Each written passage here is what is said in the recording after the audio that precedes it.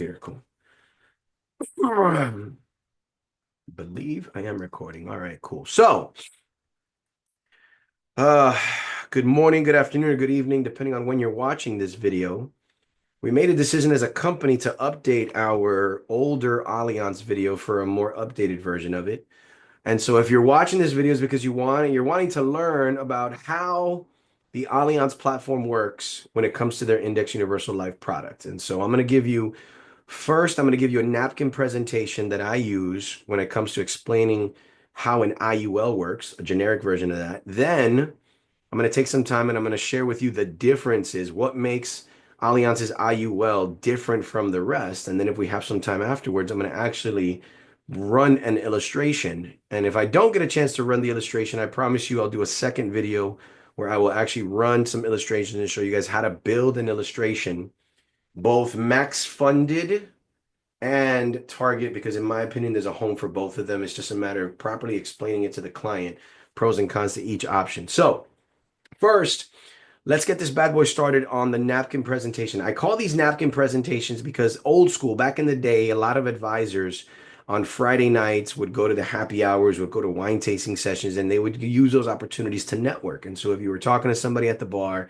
and you found a way to talk about business and you wanted to show them something, you would holler at the server or the bartender, ask them for a napkin, and you'd use the napkin as a piece of paper to do some type of a presentation that you were trying to show. So the old industry terminology is a napkin presentation, right? If you're running belly to belly meetings, you want to do it with a legal pad. And my advice is using a yellow legal pad because yellow is easier on the eyes for people that are sensitive with their sight. If you're going to run virtual businesses the way that I do, you're going to want to have a dry erase board like this, right? And so the concept is this.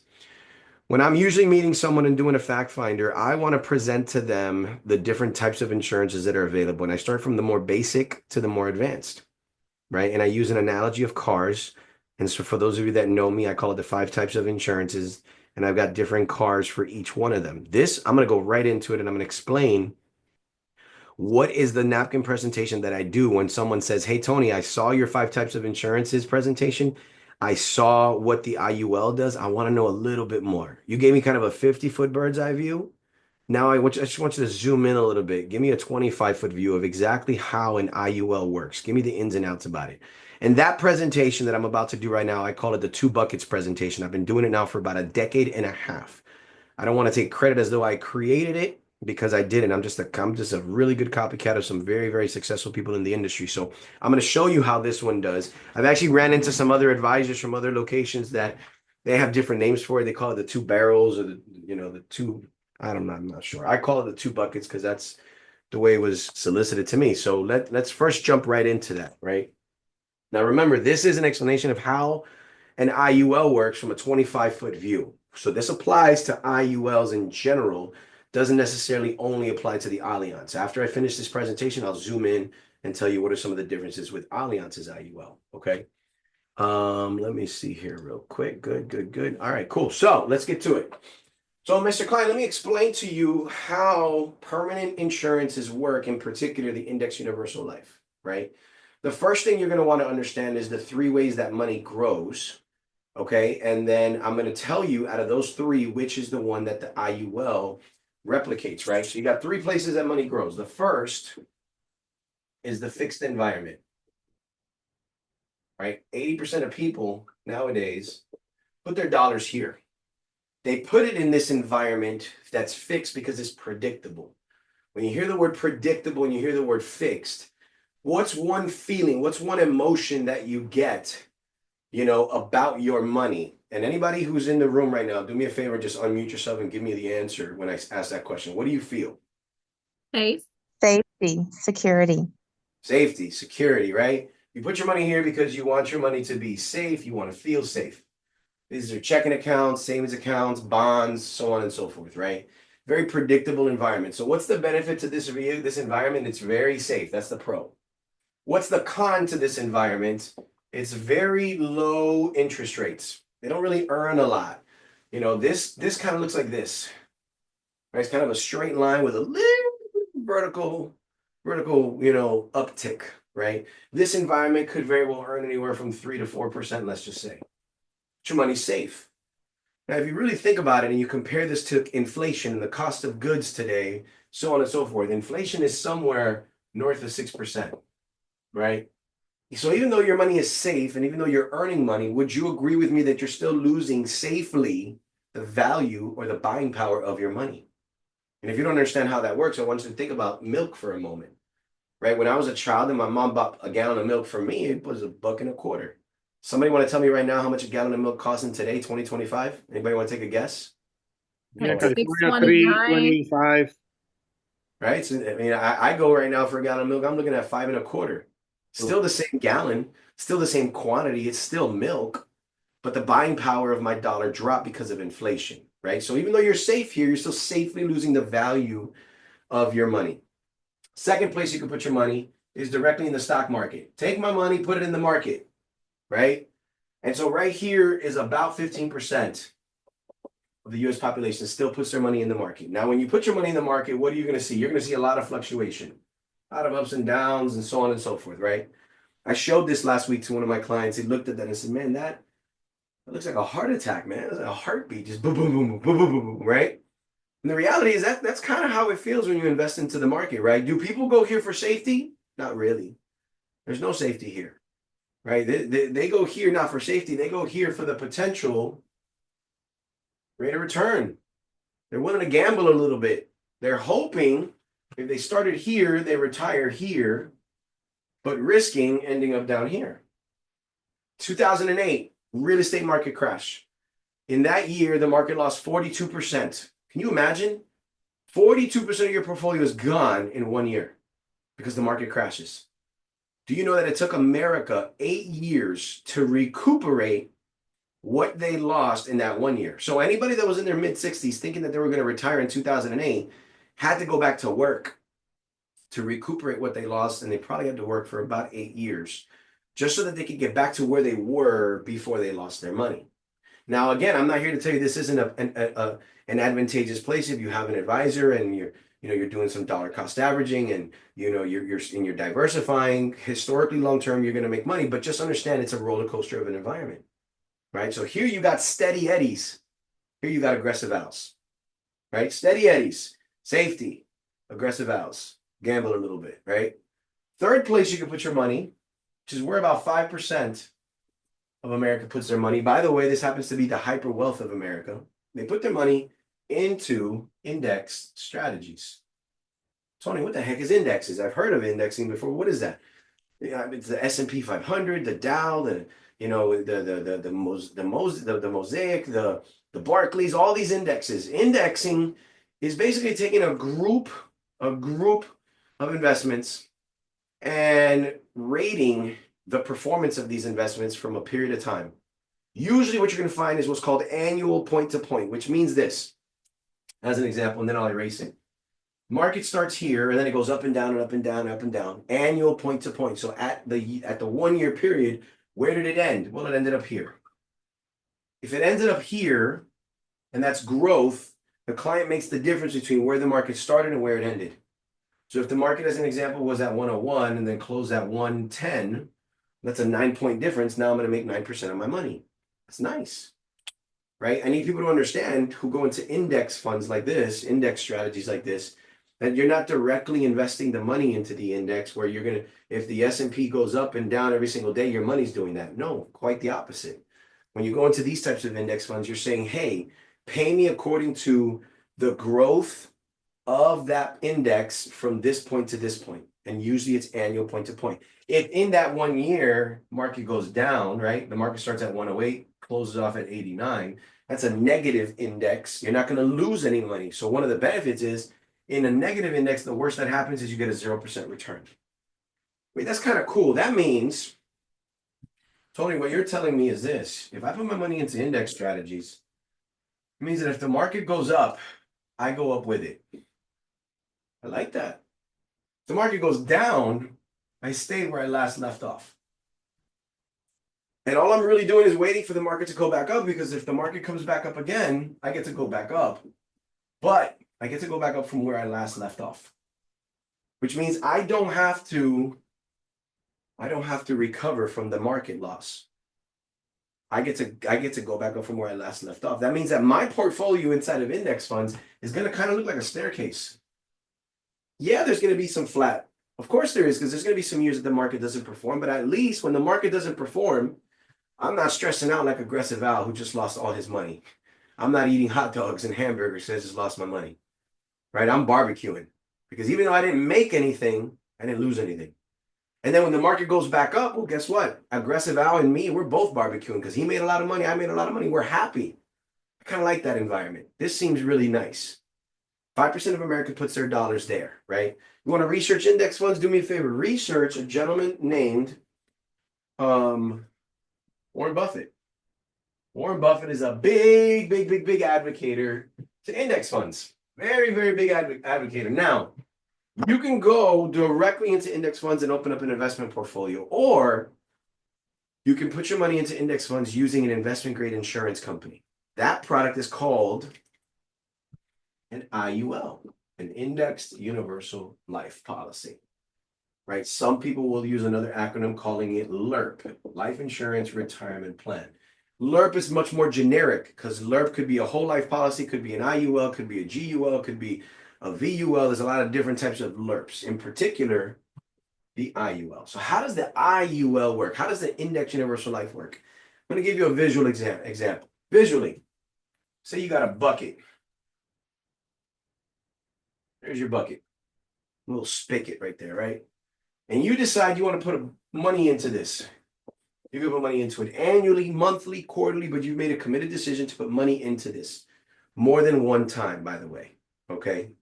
As you put money into here, you know that the money in here is going to grow according to the indexes. Whichever index funds you select, one index, two index, three indexes, usually you have a variety to choose from. And you know that if these indexes don't perform, you get a 0% floor. But if the indexes do perform, you're going to make money according to that index. Long term, they can average in the 8-9% range. That's kind of nice. I like that.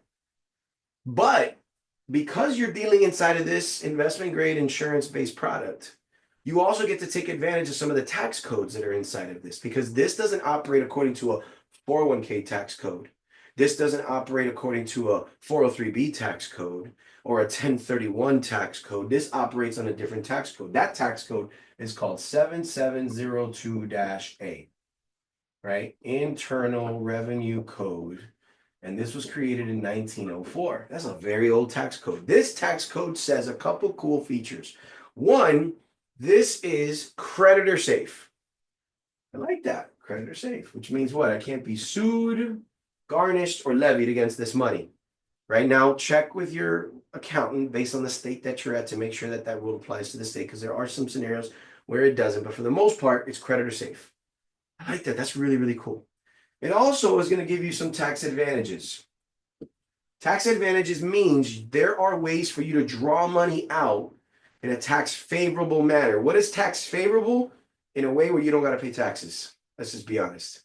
There are ways for you to withdraw money from here in a way where you don't have to pay taxes. And if you don't got to pay Uncle Sam his 20, 30, or 40 or 50% tax bill, whatever that bill is at the time that you're taking money out, that is no matter how you look at it, a pro.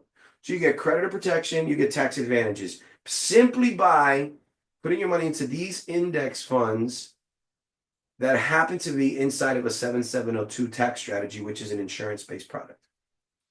It also happens to give you something else. That other thing it gives you is this smaller bucket right here. See, this spigot was made for a reason. As you put money into this, some of this money is going to leave the bucket, out the spigot, and fall into this one right here. You know what this one is right here? This one's called insurance. In particular, life insurance. Now wait, don't change the channel, okay? I don't want you to think, oh, there's life insurance. Let me show you how the wealth of America look at life insurance as an asset versus an expense. Because when you hear the word insurance, you think expenses, right? You want to have the lowest costing insurance, the lowest costing car insurance, the lowest costing, homeowners insurance. And I get it, because when you look at insurance as an expense type product, as a risk management product, you're simply saying, hey, if nothing happens to me, then I just paid into something for no reason, right? If I don't ever get into a car accident, I just had car insurance for absolutely no reason. What if this could be an asset that you can actually use? What if you could tap into the death benefit while you're alive without there having to actually be a death? And when you tap into that, you can use it as retirement income, or you could use it as seed money for another investment. So just bear with me for a moment, okay?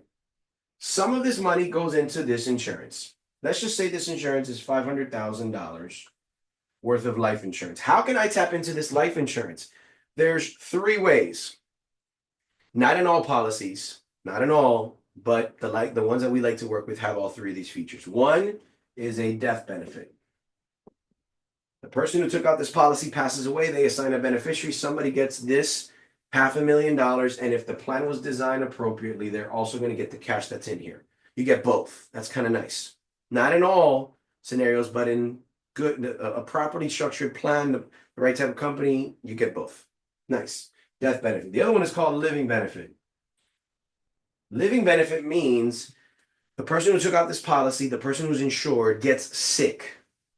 Cancer, stroke, heart attack, organ failure, or maybe they need a nurse to take care of them. They can't dress themselves, feed themselves, transfer themselves.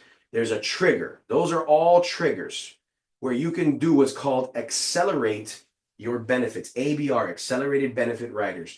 They call them living benefits because you get to accelerate this death benefit while you're alive for who? Not the beneficiary, but for you, the person who is insured.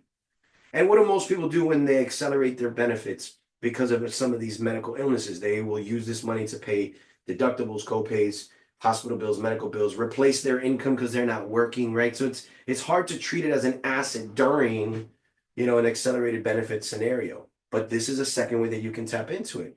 Believe it or not, I'm a big fan of this. Why? Because sometimes people need to understand that dying is not the worst thing that could happen to someone's family. What if you don't die, but now you've got a crazy amount of medical bills and you're not able to work? That could be a very horrific scenario. I am a product of living benefits. I got into this industry because of a living benefit that my family experienced. But there's a third way you can tap into this: insurance. The third way, you take a loan. You can take a loan against this, and they will give you an advance of your death benefit. A loan that you don't necessarily have to pay back. A loan that you could tell the insurance company, use my death benefit when I die to pay off the loan. Now, they will never give you 100% of your death benefit in the form of a loan, right? They won't. They'll make sure that whatever they loan you, okay, is never more than the amount that's in the death benefit, and also never more than the amount of cash that you've been able to put in. But follow me through this. Follow me, bear with me through this, right? So you put money into this first bucket, money's growing, your creditor's safe, you get tax advantages. I like it. If I need to take money out, I can take it out and not have to worry about this 59.5 rule, right? Which 401ks and IRAs all have to deal with that, right? If I'm under 59, I got to pay taxes, penalties. I can tap into this and get some liquidity before 59 and I have to worry about that. I like that. Right? Some of this money is going to go into here to give me this insurance vehicle that, yes, risk management, death benefit, yes, risk management, living benefit, but man, that ability to borrow some of that death benefit and reinvest it some other place is kind of attractive. I kind of like that idea. You get to do this inside of an Index Universal Life. Now, what are the cons to this vehicle? There's two. One, this is not a short-term vehicle, not at all. This is a long-term program. This is a vehicle that if you decide to go into this, you're not dropping in money one time. Now, there are some insurance vehicles we could design for you where you only put one lump sum in, but that's a different type of product. It's a different type of conversation. It has a lot of good pros, but worth fact-finding and qualifying somebody for. This is a vehicle where you're making a committed decision to put some contributions. My opinion is at least 10 years. Why? Because it's going to take 10 years in a properly structured program for you to earn enough interest to get back what you paid into the cost of insurance and then make more money than what you put in. And you have to make more money than what you put in order for this to be considered an asset. So it's not a short-term vehicle. Second thing about this vehicle is you have to qualify for the insurance, which means you have to have the health. You have to have the health. You see, the insurance company is going to put themselves on the hook for this death benefit from day one. They need to make sure that you're medically healthy and that you don't have lifestyle decisions that are risky. So they have to take an application that takes a 30 to 40-day process, so on and so forth. But a strategy like this, when you look at it the right way, could earn you 8 to 9% over here, could earn you 10 to 15% outside of the policy if you learn the ability to borrow, can create a lifetime stream of income when you retire that is completely and utterly tax-free because of the tax advantages. It is literally a plan that could help you create retirement income, creditor protection for yourself while you're working, and still leave behind a legacy. That's what this does. See, a program like this gives you what I like to call perks. Perks, perks, perks, perks, perks, perks. What are the perks? Well, you're going to get protection. What kind of protection? Well, you got insurance protection, but you also got creditor protection against your money, right? You got garnishment protection as well too, right? There's a lot of cool perks. You're going to get access to this money in the event of an emergency. What type of emergency are we talking about, Tony? Well, if you get a medical illness, you can tap into the death benefit as a living benefit. That's a medical emergency. But if you have an emergency that requires you to need cash, well, you could borrow out some of the very cash that you put in, or you could just withdraw some of the cash that you just put in. So you get liquidity. Why? Because you don't got to worry about this 59.5 rule. You don't worry about that, right? A lot of people use this money for retirement income in the future. You could even use this money for college planning for your child. It's kind of nice. And what's nice is this, one bucket of money can do both. This is not like a 529 plan, a college savings plan where the money has to be used for qualified college, as a matter of fact, or it's taxable and penalized. This gives you the choice. You got money, you're putting it away for retirement, but you need to, you need to change the route of that money, use some of it for college, you could do that. You could also just use this money for whatever type of savings you need. Why do I say that? Because let's just say you're putting away $200 a month. First month, 200. Second month, another 200. Now you got 4. Third month, another 200. Now you got 600. Now you have some type of a medical emergency. How much money can you tap into? $600. Well, if you put the 200 a month into here, and then you have some type of a medical emergency, and one of those emergencies happens to be a living benefit trigger, well, now you can tap into a portion of that death benefit. Access to a lot more money. At the end of the day, we're going to give you perks. Great vehicle. Phenomenal vehicle. Now, before I move on, I want to now, I've zoomed into 25 feet. I want to ask if there's any questions from the group. And if there's not, I'm going to now zoom in even farther into a 10 feet explanation of how Allianz's IUL in particular works. Are there any questions from the group in reference to this presentation that I just gave?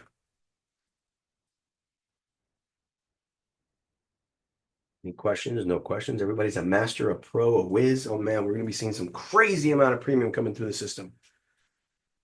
Can an IRA or a 401k transfer to an IUL? So 2 things. One, you never want to be a tax professional, so you always want to advise your client to speak to a tax professional before they make those decisions. Number 1. Number 2, there are ways that you can take these dollars and shift them into these types of programs if it makes sense to the client and the client understands everything. One strategy that I like to do is if it's an IRA or a 401k, which is a pre-tax environment, is I like to do a Roth conversion. I convert it into a Roth IRA. Why would I convert it to a Roth IRA? Because when you convert it to a Roth IRA, you're avoiding the 10% early withdrawal penalty. Because if you went from IRA or 401k directly into this, you have a 10% penalty and taxes you got to pay. You got both. By doing a Roth conversion, I'm at least eliminating the 10% early withdrawal penalty, but there's still going to be taxes that you got to pay. You still got to pay the piper because this is not tax evasion, right? This is not what this is. This is proper tax strategies, right? And so can you? Yes, but the person needs to understand when they do it in this manner, they're going to pay taxes on the year that they do it. And the after-tax effect is what they can put into this type of a strategy, okay? Next question I have is when you borrow from the death benefit, are there specific requirements? Yes and no. So what are the requirements? The insurance company will never let you borrow more than the cash surrender value you have in the policy. And by default, that'll also always be never more than the death benefit. Death benefit will always be the highest number, then cash surrender, then cash accumulation, then cash surrender, then your loan. But if you create a world where you're consistently putting money back into the policy, every time you put more premium in, you're growing your accumulation value. By default, you're growing your cash surrender value, which means that by default, you can continue to take more loans out against the death benefit. But there's not an application, there's not a credit check, there's not a potential for decline. None of that stuff happens. You're going to be charged an interest rate, and you don't even have to pay that interest rate back if you don't want to. You could just let that interest accrue against the death benefit. It's a really cool feature that we can do. We have an advanced market strategy called the reverse banking method, RBM, where we get even more in depth into that type of structure and that type of strategy. Any other questions? Other questions? And by the way, if you're watching this video and you have a question and you're like, man, I wish I was in this class, but I'm not, just go ahead and post a question in the comment box of the video that you're watching, and I'll get a notification, or someone in my team will get the notification. And I promise you, if you keep an eye on it, we will give you a reply, or at least a method and a way for you to communicate with us. I want to also take this moment to give you my phone number.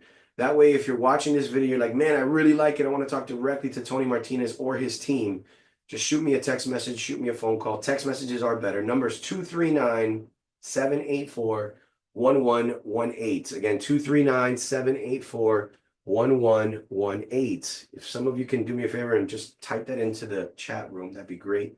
I'm not sure if this video will capture the conversations, but hopefully it does. Somebody put that in there. Thank you so much, Roxanne. I appreciate it. So now, what makes Allianz's IUL different from the rest? There's three components that an IUL will get rated on, measured on.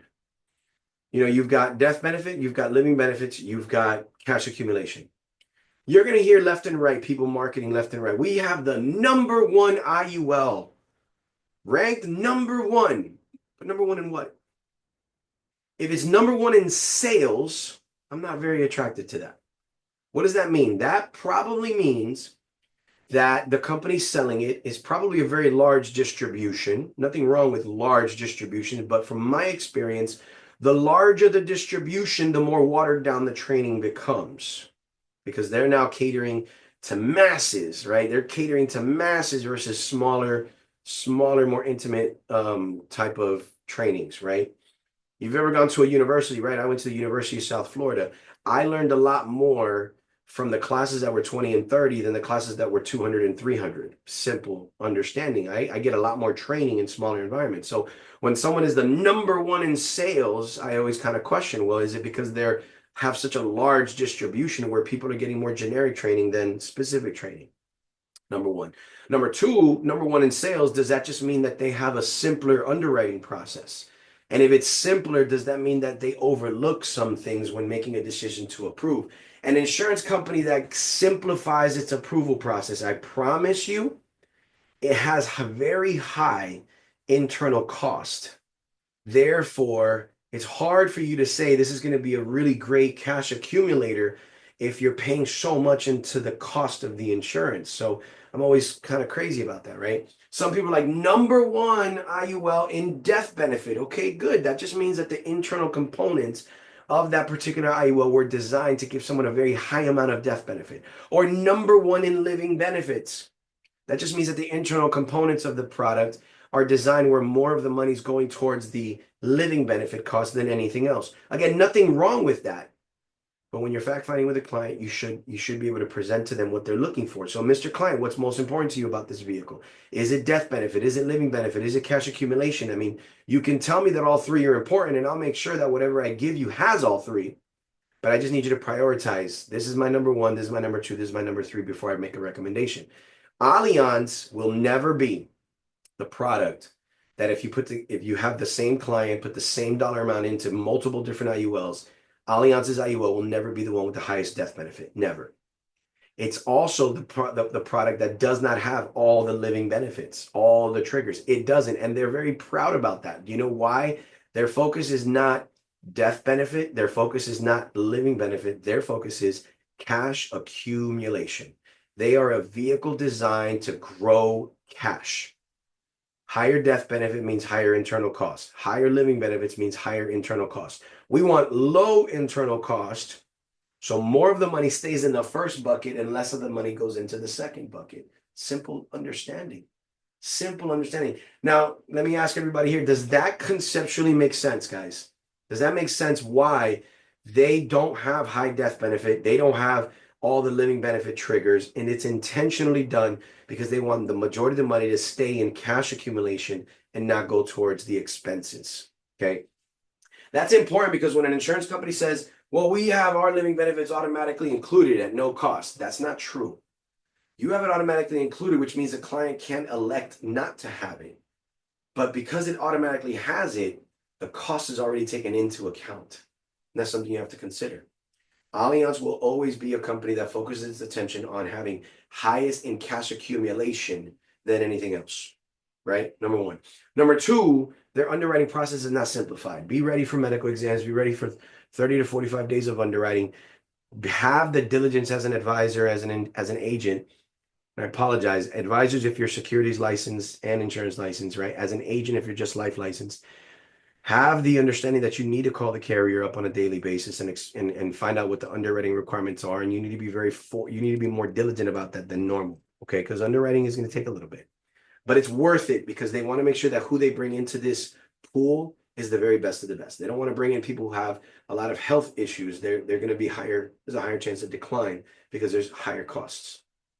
Anyhow, what makes Allianz separate from the rest? What makes them different? Here's what it is. Here's the biggest. There's several things, but here's the biggest. They have their own internal clearinghouse. They are the second largest insurance conglomerate globally. They are too large to be purchased. They've been around since 1896, I believe, or 1886, somewhere around there. Please don't fact check me as to the specific. I'm pretty close to my numbers. 1896, I think is what it is. So if somebody knows, post it on the chat. But they're an old company. AAA rated. That's huge. AAA rated by all three ratings, right? S&P, Moody's, Fitch, AAA rated. Their Comdex scores in the 90s. I believe it's 94. And now me speaking is 2025. So if you watch this video in 2026, 2027, and the number's a little bit different, you understand why. I see here founded in 1896, right? It's an 1800 company. It's an old company, okay? Too large to be purchased. Has their own clearinghouse. What does that mean? That means that they buy and sell trades, options in particularly, in-house.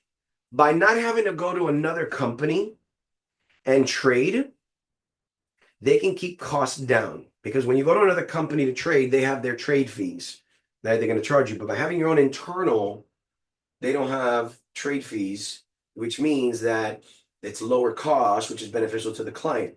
But here's the big one. And it's because they have their own internal clearinghouse, right? This is the big one. Ready? They have this thing they created, and I guarantee you other companies are going to start to try to find a way to mimic this. It is called a rate lock. Those two words together don't excite you, but it should, and I'll explain why it should excite you. A rate lock means this. The way a normal index works, if it's an annual point-to-point index, the way it works is this. This bar graph, this represents time, this represents money.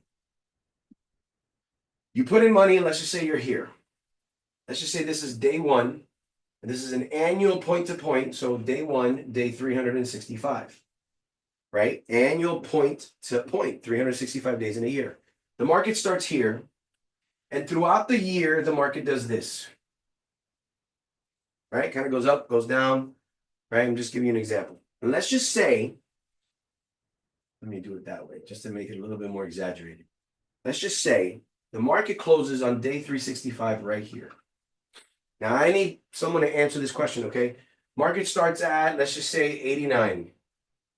Closes at 104. What's the difference between 89 and 104? Anybody? Come on now. 15. 15.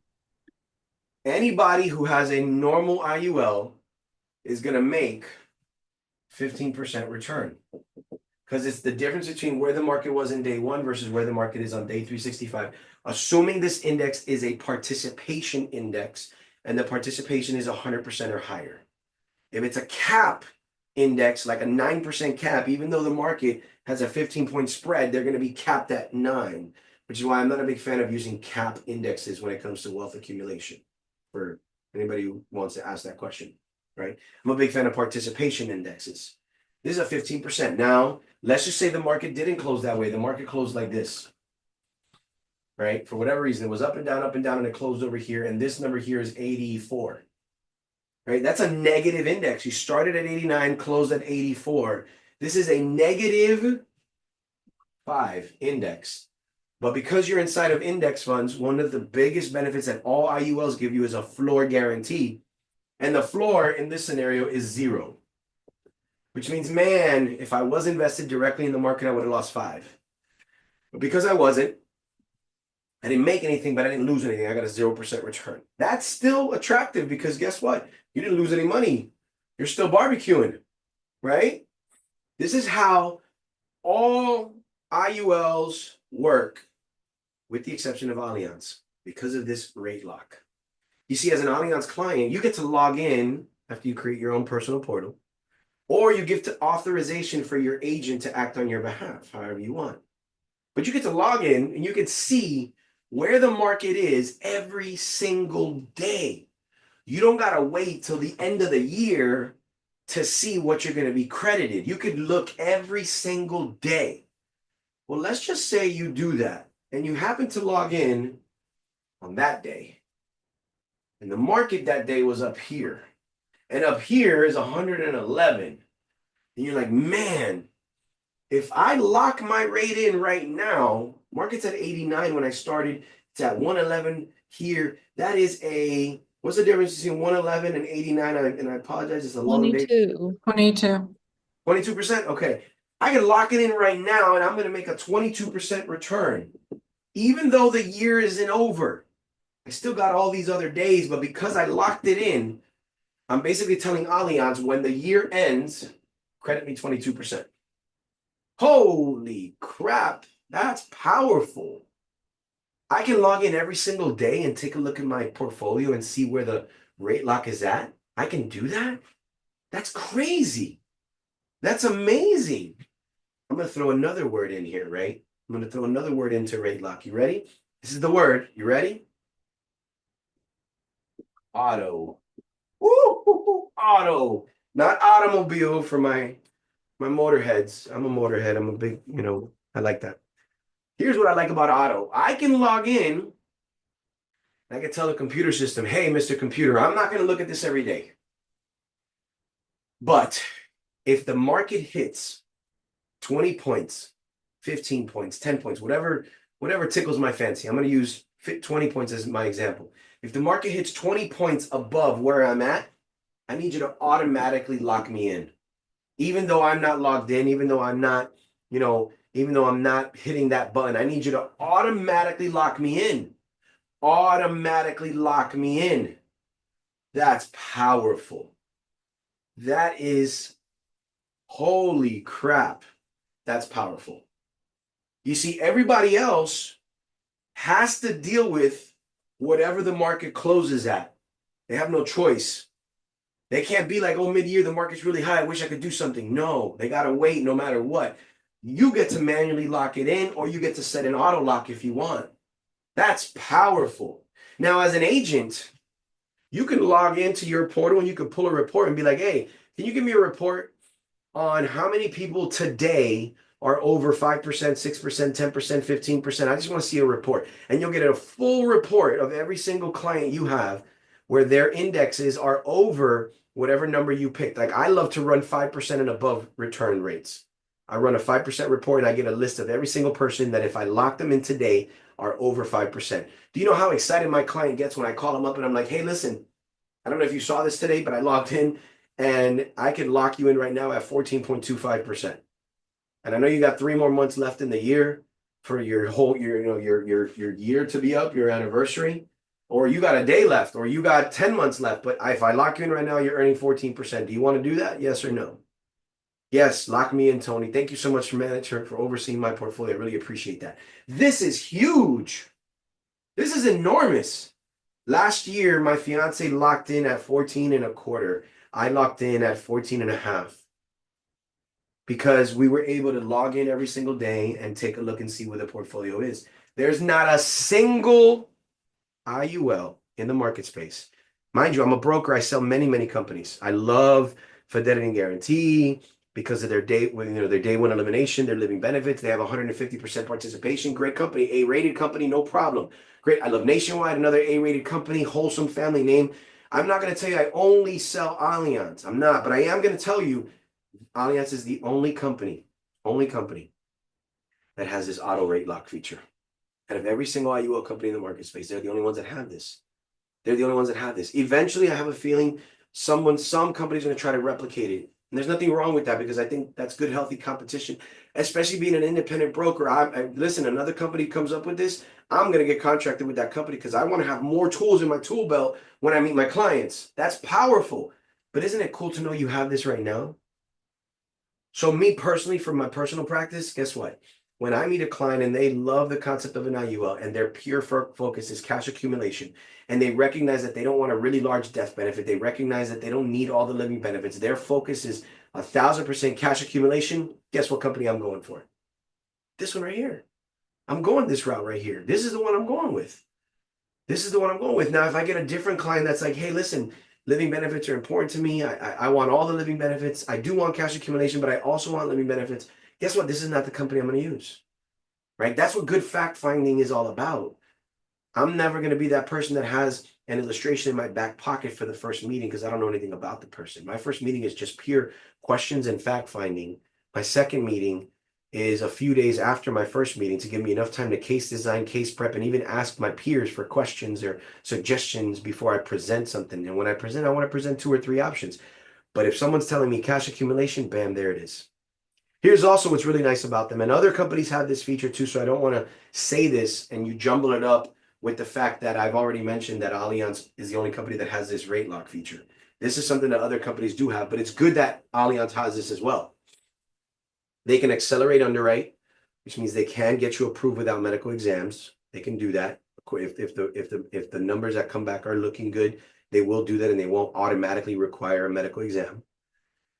They have a 5% loan max guarantee. The internal loan rate will never be guaranteed in writing higher than 5% if you do a participating loan. And participating loans are powerful because when you take participation loans out, it's almost like taking a loan against the death benefit because 100% of your cash accumulation is still invested in the index. It doesn't get reduced by the loan that you took out, which means you could dual purpose your money. You can have your money working over there in the index, and then the loan that you just took out can be reinvested somewhere else. And imagine if you can reinvest that other place, someplace where you're earning 10, 15, and 20%, which is higher than the 5% you're being charged. Like now you're earning money in 2 places at the same time. Massively powerful, massively powerful, massively powerful. I got some questions I'm going to answer here real quick. Let me take a look. Cynthia asks, would we have to set up an auto rate lock every year? Yes. Every year at the anniversary, you got to reset it. Every year at the anniversary, you got to reset it. Some people don't like to set a rate lock. Some people just say, hey, every month I'm going to look at the market. I'm going to see what's up, or every day I'm going to log in and see what's up. And there are some years that I'll tell people don't set an auto lock because this is a kind of a crazy year. Let's see what happens. But every year it resets. It resets. Can the auto rate lock work against you? If you're very conservative, it can. Let me show you what I mean by that. This is why I advise a lot of my clients, set a very aggressive rate lock, right? Let's just say again, same scenario, 365 days. Market does this. I'm sorry, market actually does this, right? You set a rate lock right here. And let's just say the auto lock was 7 points. Auto lock. I started at 89. If the market ends up at 96, lock me in. That's a very conservative lock. I wouldn't do that. Because guess what? You just locked in at 7. That means that it doesn't matter from this point forward where the market goes. If the market goes here and boom, now it's at a 15-point increase, you're not going to get the 15 points. You're going to get the 7. This is why I tell my clients, set your auto lock aggressive. 15, 20 points above where the market starts. Set up an aggressive rate lock so that you don't have this to worry about. Right? Because that's not a fun experience. Like, great, I made 7, but I could have made 15. No, be aggressive with your lock. That's a great question, by the way. Let me see if there's any other questions here, real quick. Is the rate only applied to a certain index and a client's allocation in that index, or is it applied across all indexes? It's applied across all indexes. When I pull a report, usually I see the client's names 2 or 3 times because they've got 2 or 3 different indexes. Sometimes I can lock one in, but not the other. Sometimes I can lock 2 in, but not the third. It's only going to lock the particular indexes that are above the metrics that I requested, right? When I pull that report. Again, I pick 5. Some of my counterparts pick 7, pick 8, pick 9. I just like seeing how many of my clients I know for sure are earning more than 5% today, right? Great question, by the way. Let's see here. Can you talk about bonus indexes versus participation? Wait, bonus index. You talking about cap versus participation? On some of the Allianz, it talks about how it's a bonus index versus a classic. Yeah, so there are some indexes that automatically give you like a 1% bonus. That's kind of nice. You know what that means? That means that the floor is not 0, the floor is 1, right? That's not bad. But that bonus is subject to change. That bonus could go away and it doesn't exist any longer. Now you have a 0% floor, or that bonus is there at half a point or 1 point. I think right now there's a 1% bonus on one of the indexes. That means that no matter what, even if the market doesn't perform, instead of getting a 0, right? The market slogan is zero's your hero. I hate that, by the way. That's very multi-level marketing concept verbiage. I hate that. Instead of it, the floor being 0, then maybe your floor is 1% because you're going to automatically make at least a 1% bonus, right? So those are essentially there. Participation is what I definitely am big about. I don't like indexes that have caps. I want indexes that have a participation, but understand participations can also adjust. Here's the nice part, and we'll save this for another training. Adjusting a participation when you understand it is a good thing because that means the insurance company will adjust it. And usually they adjust it in your favor. So they'll give you really high participation when the interest rates are very low. They'll reduce the participation when the rates are really high because you don't need so much of the participation boost because the interest rates are very high. So it'll just usually in your favor. Anyways, we are about 20 minutes over on training, but I believe the video itself is still under an hour. Are there any last questions before I close this off? If you lock at the beginning of the year, can you? It's a great question. So you can only lock 1 time per year anniversary, 1 time per anniversary. So if you happen to lock it in on the first month, you cannot unlock and then lock it again throughout the year. Once you lock, you're locked in until the policy anniversary resets itself. So that's why I say if you're going to set an auto lock, be very aggressive. And if you're going to manually lock in, make sure that you've manually locked in at a very aggressive rate. Don't be like, well, I'm going to lock it in at 8. Because guess what? You can make 12, 13, 14, right? But you can only lock it in 1 time per year. Per not calendar year, per anniversary year. And your anniversary is based on when your policy is issued. Any other questions? I got room for about 2 more questions. 2 more questions. Let me open up the Brady Bunch pictures. No more questions? That's it? No So more questions? what are your thoughts about the indexes? You know, the common indexes you mentioned about like the S&P. I heard you say Barclays. What is your advice to agents on determining which may be the best for their client? I think I'd rather save that for another training because that kind of creates information overload. Um, like I said, what I will tell you about indexes is this. I like indexes that have historicals, right? I'm not a big fan of a brand new index that doesn't have enough historicals, right? Because a lot of IUL illustrations will show you like a 10-year historical. But if the index hasn't been around for 10 years, how realistic is that historical report? I don't really like dealing with newer indexes. I definitely don't want to deal with indexes that have caps. I'd rather an index with a participation. Not to say I haven't sold indexes with caps, but at least give me a really high cap, right? Give me a 13, 14% cap, not an 8 or a 9% cap. I definitely like IULs that have participating loans with very low interest rates, or 5% type scenario. So anyways, any other questions?